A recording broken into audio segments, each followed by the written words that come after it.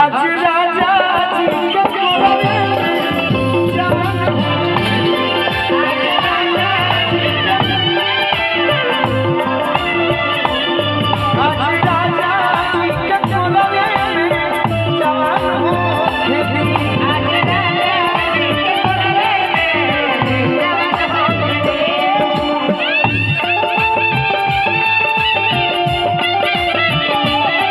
बना रहा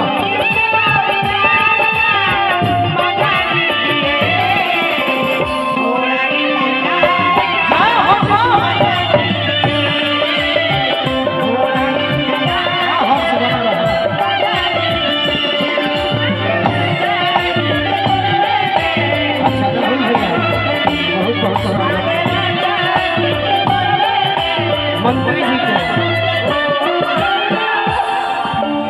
सुमित सिंह जी मंत्री जी नो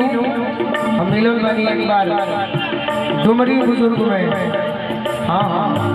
मंत्री जी के पीएस वाली राहुल भैया के बहुत बहुत स्वागत। अच्छा हमारा आरा भी लगे साल बनी लोग तो क्या चाहिए कम रोवा कम कनाई पिया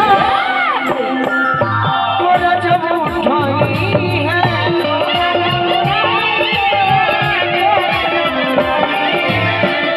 ठाकुर मनोज हमारो जिया जुड़ई है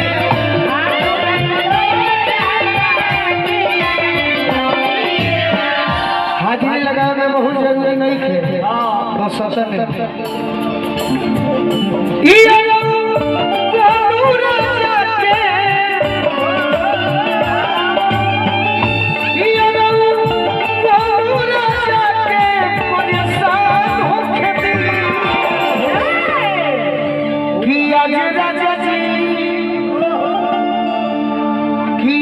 राजा जी के कोरवे में अरे जवान